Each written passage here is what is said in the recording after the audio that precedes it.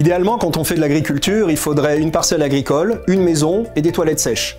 Les produits qui sortiraient de la parcelle seraient consommés sur la maison et ensuite, à partir de ce que l'on irait faire dans les toilettes sèches, on remettrait ça sur la parcelle et ainsi, les sols ne s'appauvrisseraient pas. Le problème aujourd'hui, c'est que les villes ont coupé le cordon avec les parcelles agricoles. Même les animaux, parfois, sont élevés hors sol. Donc, on a rompu ce lien entre la matière organique et les sols agricoles. Sur une parcelle qui serait à peu près grande comme un terrain de rugby, il y a à peu près 3-4 tonnes de phosphore. Donc, c'est beaucoup. Mais tous les ans, on en sort plusieurs dizaines de kilos. Et donc, s'il n'y a pas de restitution, eh bien, à terme, on se retrouvera avec des ressources très insuffisantes pour sortir des rendements suffisants.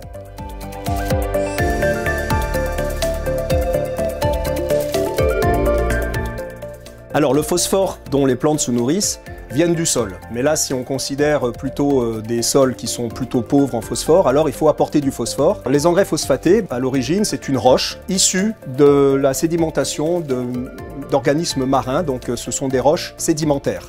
Ces roches sédimentaires sont ensuite broyées et puis subissent une transformation plus ou moins poussée pour donner du phosphore biodisponible. Ces roches, elles se trouvent essentiellement en Afrique du Nord. Ce sont des gisements, des mines à ciel ouvert, dont la pérennité est vraiment remise en cause. Je pense que l'on en a encore pour quelques dizaines d'années d'exploitation et après, il n'y a plus rien. Donc quand il n'y aura plus rien à cet endroit-là, le phosphore coûtera plus cher. On ne pourra pas le remplacer par d'autres minéraux. Il faudra beaucoup plus recycler.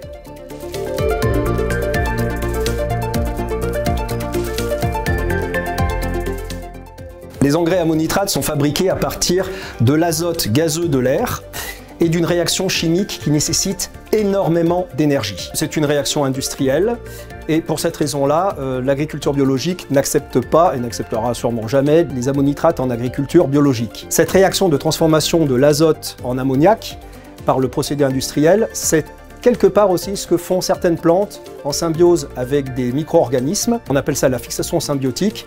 Et par cette voie-là, on arrive avec un coût énergétique assez lourd pour la plante, on arrive quand même aussi à intégrer de l'azote dans les sols. Donc une fixation biologique, une fixation industrielle, les deux coexistent et coûtent quand même beaucoup d'énergie dans tous les cas.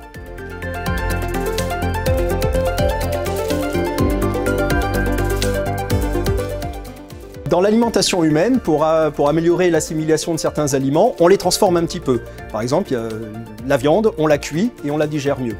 Avec les plantes, et notamment le phosphore, certains éléments qui pourraient être apportés avec des roches broyées seraient difficilement assimilables par les plantes. Donc là, ce que l'on peut faire, c'est également un processus de transformation. Alors, ça pourrait être de la cuisson, mais ce qu'on a trouvé étant le plus efficace, c'est l'attaque acide de ces roches phosphatées avec des acides type sulfurique ou phosphorique.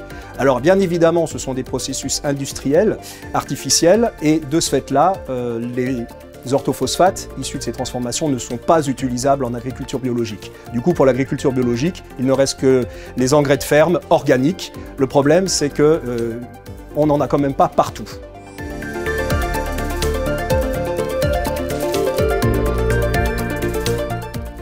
Lorsque des éléments sortent des parcelles par les récoltes, les parcelles ne reçoivent que très peu d'éléments par la pluie ou par l'altération de la roche. Dès lors, le seul moyen de compenser les exportations, c'est de le faire avec des matières organiques d'origine animale ou d'origine humaine. On appelle ça les boues de station d'épuration, qu'elles soient brutes ou compostées.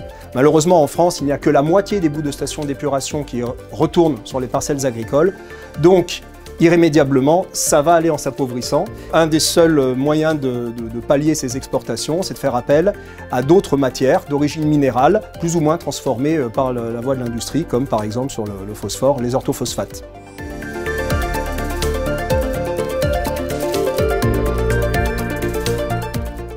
Parler de l'azote, du phosphore et du potassium, c'est déjà parler de trois éléments essentiels pour la nutrition des plantes. Et ce sont parmi les éléments dont les plantes ont le plus besoin et qui manquent relativement dans les sols. C'est pour ça que souvent on focalise sur ces trois éléments.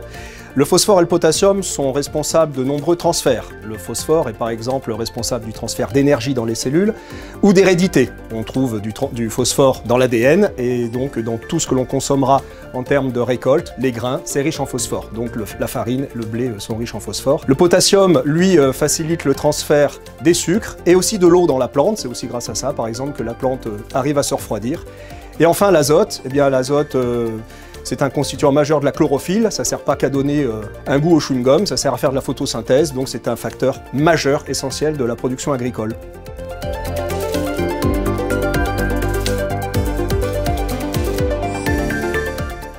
Les sols agricoles exportent des minéraux, c'est leur vocation.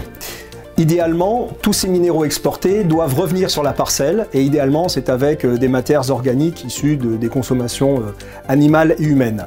Malheureusement, dans certains contextes géographiques, il est impossible de pouvoir compter sur des matières organiques et heureusement qu'en complément, il existe des solutions basées sur des engrais minéraux plus ou moins transformés. Malgré tout, même avec cette histoire d'engrais minéraux, on peut être dans une impasse, comme avec le cas du phosphore, où dans quelques dizaines d'années, l'utilisation d'engrais phosphatés va être problématique parce que simplement la ressource est épuisée. Ce qu'il ne faut pas perdre de vue, c'est que pour qu'un sol fonctionne bien, et notamment stocke du carbone, il faut aussi que les micro-organismes et les plantes aient des minéraux à prélever.